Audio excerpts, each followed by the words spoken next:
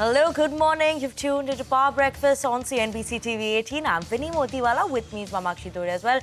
Mamakshi, very good morning. There was a long wait that came in for RCB for yesterday's win, and we are waiting for the green coming in on the screen in the last few trading sessions as well. Well, absolutely, Vinny. You know, it took 18 years for the man in 18 to lift the cup, and of course, what a great feeling, right? Absolutely. And for the markets as well, you know, yesterday was not a great session, but let's hope today it doesn't stay the same. But you know, there's a lot of action, power-packed lineup in Power Breakfast. Let's get started with the top headlines. Top headlines for you, starting up with the Wall Street. The stocks on Wall Street ended higher. Dow closed 200 points higher, with S&P 500 climbing for the second straight day as Nvidia lifts tech sector. Investors await Trump and Xi's call, which is likely to take place later this week. Stocks in the Asia-Pacific region mirror Wall Street's moves, opening on a positive note. The GIFT Nifty is indicating a higher start for the Indian market. And oil prices steady following increasing OPEC Plus output and lingering concerns over the global economic outlook due to tariff tensions, while gold falls as a percent after hitting a 4-week high, pressured by a firmer US dollar. A slew of block deals to track today. Sources say Jayanti Sinha is set to offload stake in Alchem Laboratories, while Flipkart is likely to sell its entire 6% stake in AB Fashion and Retail. Indegene too may see a block deal with Carlyle as the likely seller, and sources say TPG Rise may offload stake in Tata Tech. The 3-day monetary policy meet of the Reserve Bank of India starts today, and the decision will be announced on Friday. A CNBC TV 18 poll suggests that the central bank will cut repo rates by another 25 basis points in this meet.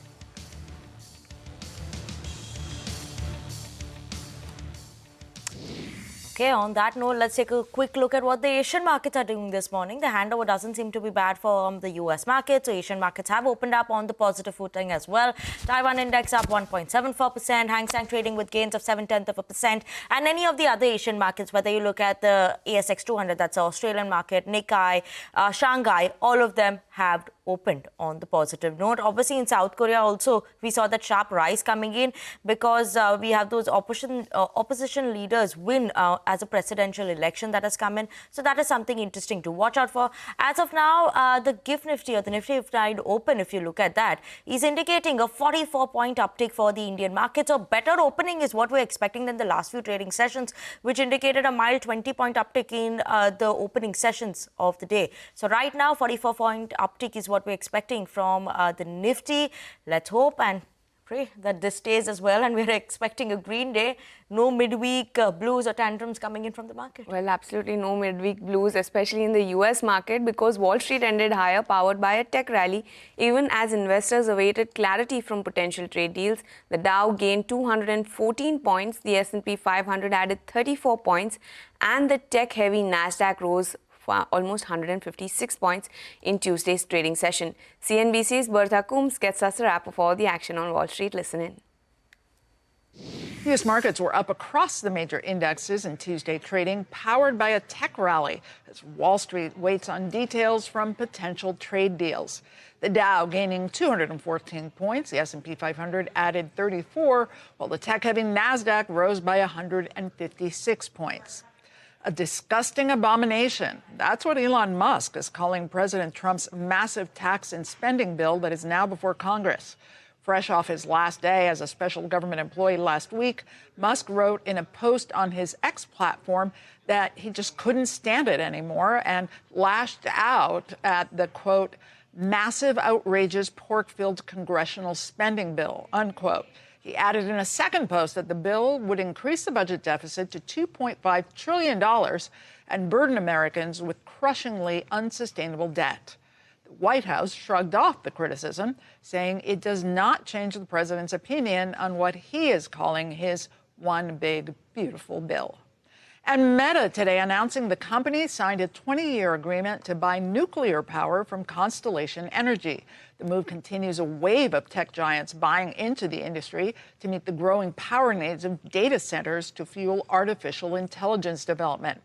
Meta will buy roughly 1.1 gigawatts of energy from Constellation's Illinois Energy Center, which had been in danger of closing without this commitment. That's what's happening here in the U.S. Back over to you in Mumbai. Thank you so much for that, Bertha. But staying with the Wall Street, Morgan Stanley's investment management's MD and senior portfolio manager says that 2025 is likely to be a pause year for the U.S. markets. Listen in.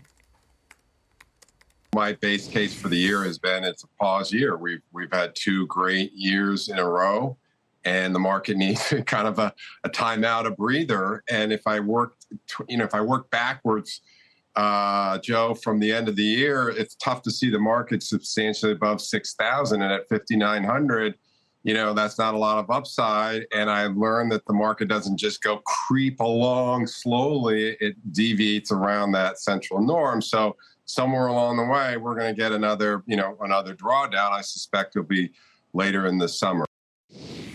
I think it's possible. I would be surprised if we go down to that level, only because earnings now have come in stronger. I think second quarter earnings are going to surprise again on the upside. But again, I know we all search for how it's going to happen, but the reality is I just think that there's not enough upside for the year. It will cause a lot of these people that were pessimistic the last 2 years that have been forced to turn optimistic, they'll go back to being pessimistic. I think it's going to be a healthy year to root out a little bit too much optimism we had at the beginning of the year. And I just know that you can't have a market just creep slowly higher. And former Cleveland Fed President Loretta Mester says the economy has been quite resilient even in the face of tariff uncertainty. Let's listen in. We haven't really seen in the hard data much of the effect of the tariffs, but we have to be cognizant of the fact that that may still come. And depending on where the tariffs land and when we know more about where they're going to land, that affects the economy in both parts of the Fed's mandate, full employment and price stability. So I think we should be waiting, or the Fed should be waiting in terms of where they are now. Policy's in a pretty good place so that if things work out well, and they very well could be, if some of the uncertainty abates, if the level effective tariff rate is around 10%, that baseline tariff rate, and we negotiate away some of the high tariffs, and we get some resolution on that, then it could very well be that the Feds will be in a position to go back to the normalization path they had on interest rates that they started last year. So that's all the global market action that we have for you all this morning. But how is all this going to be impacting our Indian markets? What are the important cues to watch out for? We have our team of research joining in with us to set you up for trade, tell you which are the important stocks to watch out for, as well as the action in the world of F&O. Holmas, good morning. And today seems like we're expecting a better morning coming in for the Indian markets. What are the important cues? Morning, Vinny, and of course the markets also would be looking to cheer RCB's win last night. But of course a similar template is being followed for the last couple of weeks now on the index, defending that 24,500 mark on the downside. But the only difference in yesterday's session was the fact that unlike the previous sessions where there was a recovery from the lows, we've ended close to the lows of the day in yesterday's trading session. So that does not bode well. The principal contributor to the recovery, which was the Nifty Bank, that was an underperformer yesterday. Made a record high earlier in the day, but then ended 600 points off the highs, ending 300 points lower, and that dragged the index down with it as well. So now, and also the broader markets as well, right? Even they were the ones that were outperforming, and even there was no support coming in from the broader markets as well. But of course, a couple of things that can change sentiments today. The first one being the fact that the handover from Wall Street is a positive one. The US markets did well yesterday. The other one being the fact that HDFC Bank's unit, HDB Financial, has received approval for its IPO. So HDFC Bank, a positive reaction there could have a cascading effect on both the Nifty and the Nifty Bank. And of course, today the 3-day MPC meeting of the Reserve Bank of India begins today. Of course, the rate cut is almost a certainty, but the quantum and the future trajectory is now the topic of debate. It's a day of multiple block deals. Rhea will of course talk more about those 4 stocks in block deals today. So keep an eye out on that. And yesterday's low of 24,502 be the key one, and the 22nd May low of 24,462 is the key for the Nifty. But for now, the GIFT Nifty is indicating a start in the green for our own markets. Well, thank you so much for that, Hormaz. The market surely cheering on RCB. But now over to Ria, who will list out the stocks to watch for in today's trading session. Good morning, Ria. Good morning. Let's take a look at the stocks to watch out for today. First up, we have 5 names in focus on the back of block deals. The first one is Alchem Labs. Now, sources say that Jayanti Sinha is set to offload a 1.42% stake in Alchem Labs via a block deal today. And the transaction is valued at approximately rupees 825 crores. We've also got Aditya Birla Fashion and Retail. Sources say that Flipkart is set to sell its entire 6% stake in the company at a floor price of rupees 80 per share, which is a 7% discount to the current market price. Coming to Indigen, Carlyle is likely to sell a 10.2% stake in the company via block deals, valued approximately at rupees 1,420 crores. There's also Tata Technologies. Sources say that TPG Rise is likely to sell a 2.1% stake in the company via a block deal, and the total size is valued at rupees 634 crores. The last one is Ola Electric. A block deal has taken place on this front. Kia Corporation has sold 2.7 crore shares, and Hyundai Motors has also sold 10.8 crore shares in Ola Electric. Coming to 3 stocks in focus today on the back of order wins. The first one is Techno Electric. They've been selected by RailTel as the managed service partner for a 10 megawatt data center project in Noida. Servotech will be in focus. They've secured a 7.8 megawatt grid-connected solar rooftop project from Northwest Frontier Railway. And Wipro has won a multi-year deal from Entrust to drive growth through scalable AI-powered tech services. So keep your eye on all of these stocks today. Okay, Ria, thank you so much for that. But let's move on. And finally, we have Sudarshan also, who's here to tell us what's going to be happening in the world of F&O. Sudarshan, yesterday also a whole host of block deals. Today also we have those block deals coming in. Couple of names in the F&O space as well. So what are the important cues here today?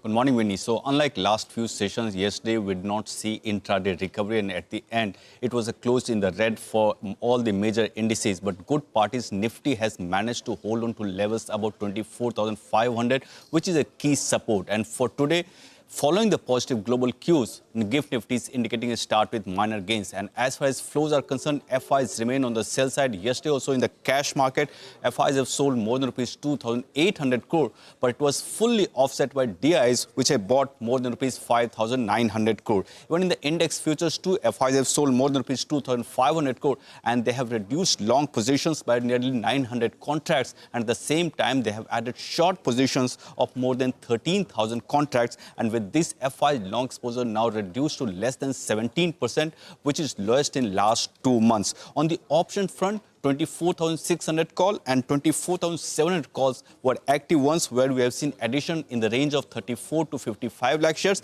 And on the put side, 24,500 put has shed 13 lakh shares, while 24,300 put has added more than 12 lakh shares. So it tells you if Nifty breaches 24,500, next support comes around 24,300. So for now, support is seen somewhere around 24,500 and resistance remains around 24,900. One stock that remains in the band is Manappuram Finance.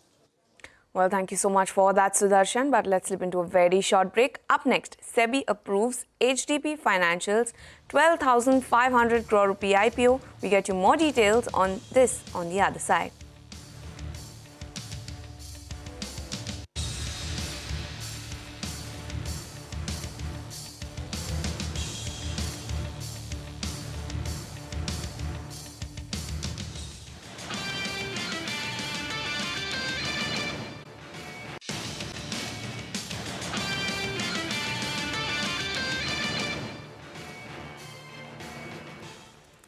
Welcome back. You're watching Power Breakfast on CNBC TV 18. In a major development, HDB Financial gets SEBI's approval for its 12,500 crore rupees IPO. The offering is being launched in compliance with the Reserve Bank of India's mandate for upper layer NBFCs. Ritu is here to get us more on this. Ritu? Well, SEBI has finally greenlit the much-anticipated 12,500 crore rupee public offering of HDB Financial Services, marking one of India's biggest public issues this year and one of the largest by any NBFC in recent times. Now, the IPO comprises of 2,500 crore rupees of fresh issue and 10,000 crores of offer for sale by the parent HDFC Bank, which owns more than 94% stake in the company. But even after the IPO, HDB will continue to remain a subsidiary of HDFC Bank. Now, the listing is not just strategic, it is also regulatory because HDB has been identified as an upper layer NBFC by the RBI, and that mandates a public listing by September this year. Also, if RBI's 2024 draft norms on overlapping financial services are enforced in the current form, HDFC Bank may need to cut its stake to 20% in HDB or merge operations or so on. So that's also a potential uncertainty to watch out for. Now, the IPO proceeds will be used to bolster the company's Tier 1 capital, support future lending, and so on. Keep in mind, HDB Financial is the first HDFC Group company to go public in nearly 7 years. It has more than 1680 branches across India, a diversified loan book primarily in the retail and SME segments. Now, Macquarie Research estimates that at a listing price of, let's assume, 1,000 rupees, HDB Financial will trade at an FY26 price to book multiple of 3.7x. That valuation could rise to 4.8x at 1,300 per share price, and so on. Now, if you look at the key strengths, of course, the strong strategic and operational linkage with parent HDFC Bank, as well as the well-established presence in granular retail lending and a diversified funding profile and comfortable capital structure, but it does have moderate asset quality with exposure to unsecured and riskier loan segments as well. Thank you so much for that, Ritu. But shifting focus, and my colleague Abhimanyu spoke to Dixon Technologies' Sunil Vachani on their IT hardware scheme 2.0 rollout that is there, as well as the potential partnerships that they have, and especially a specific one that is from the Chinese firm HKC. Listen in to what he had to say. Well, the company is part of 5 PLI, as you know, PLI schemes of the Government of India. And that includes mobile phones, that includes telecom, LED lighting, air conditioner. So these are the areas that we have, and of course the IT hardware now. And I'm very happy to say that in all the 5 PLIs, Dixon has been successful in crossing the threshold for the investment as well as the incremental sales. Right. And as far as the IT hardware PLI is concerned, we were one of the first companies to qualify for IT hardware PLI 1.0 and even PLI 2.0. We are very happy to announce that our factory is ready now, is rolling out the trial production, and very soon we'll be starting the commercial production also. And at the same time, we are looking at backward integration as far as IT hardware is concerned, right from very early days. You're also looking to collaborate with a Chinese company for which we understand you have sought approval under Press Note 3 from the Union government. How hopeful are you over the plans, and what is the plan B in case the approval gets delayed or denied at a later date? Look, before I answer that, let me explain to you something about the supply chain as far as mobile phone is concerned. So when you're talking about the display technology for mobile phones, you have the Korean companies, you have Taiwanese, and of course you have the Chinese companies. When you're looking at the low-end mobile phones, which is under 15,000 rupees, unfortunately the Korean companies and Taiwanese companies have kind of exited that space of display when you look at the low-end mobile phones. So of course there are large Chinese companies in the space, and we are planning to partner with one of the companies, which is HKC, for making display modules for mobile phones. The application has already been made, and of course there is going to be a case-by-case approval. But we have already started the process of construction of the factory. We have started the process of talking about the designs and layouts. So we are hopeful that we should commence commercial production maybe in the next year or so. On to a CNBC TV 18 exclusive then. India Inc. has written to the Finance Ministry seeking key changes to the GST structure. Timsi Jaipura joins us now. Timsi, take us through the industry's wish list. Well, that's right. What we are given to understand from sources is the fact that the industry has written to Finance Ministry seeking some key changes in the GST structure to expand the tax base. Industry's push for GST tweaks is that the GST Council should urgently look to bringing in petroleum products, electricity and real estate under the GST net. And they say that by bringing petroleum products, real estate and electricity under the GST will help grow tax net, remove cascading taxes, and only then the government will get the right elbow room to cut GST rates, which will actually be beneficial for the common man and also for the industry, because they will be able to remove these cascading impacts, and yes, overall for the government as well, to enhance revenue generation. Apart from this, they said that when it comes to petroleum products, government can consider bringing in petroleum products under GST in a phased manner, starting with ATF and natural gas. Also, they said that the government can start bringing in real estate under GST by removing ITC curbs on inward supplies in construction. On electricity side, they said since this is a necessary input in all business activities, exclusion from GST causes cascading taxes, and thus government should now be on alert to bring these key areas under the GST net. Just to remind our viewers, when it comes to real estate, a part of it is already there under the GST. The real estate, for example, rentals, leases, works contract services, etc., are taxed under GST. So real estate partially is under GST, but ITC curbs on inward supply of goods and services used for construction is still excluded, and that's what the industry wants. Let's see whether the GST Council in the upcoming meet is actually ready to take up these key proposals or not, something that we'll have to wait and watch for. Absolutely, something that we'll have to wait and watch for. Thank you so much for that, Tim C. But on that note, we're going to slip into a very short break. Up next, we'll get you the cues in the world of commodities, so don't go anywhere.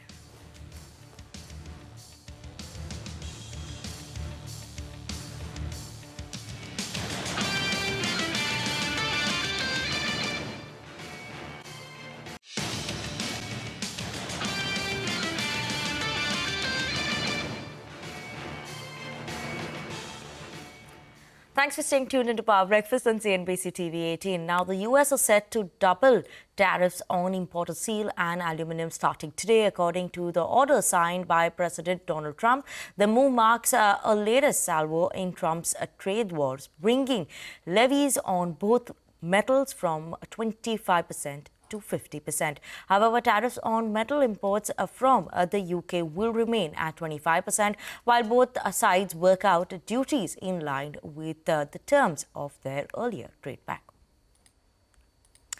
Okay, and on that note, let's talk about what's happening in the world of commodities. Metals has an update, but Manisha, what are you keeping an eye out on this morning?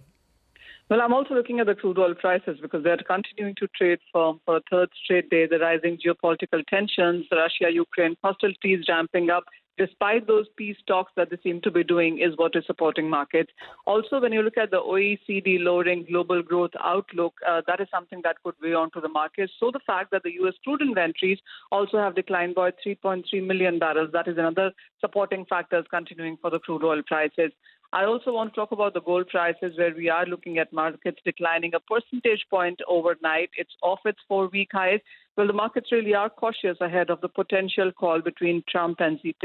It is also about the U.S. non-farm payroll data that comes in on Friday. But what really seems to be doing well has been the silver prices, still trading near those 7-month highs as the markets look at safe haven buying on one side and the industrial demand expectations on the other side. And the fact that this is going to be a 5th straight year in 2025 that you are looking at a global deficit continuing in silver, all of those factors really supporting that one metal there.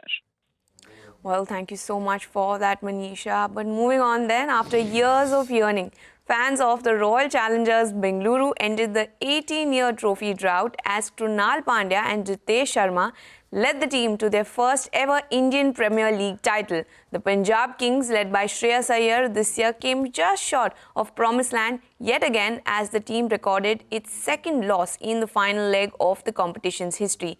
Virat Kohli finally got his hands on the trophy after 18 years with the same team after 3 prior defeats in the finals. The streets of Bengaluru were not short of tears and jubilation as fans rejoiced the milestone which has held the team back for the better part of nearly 2 decades. And with that,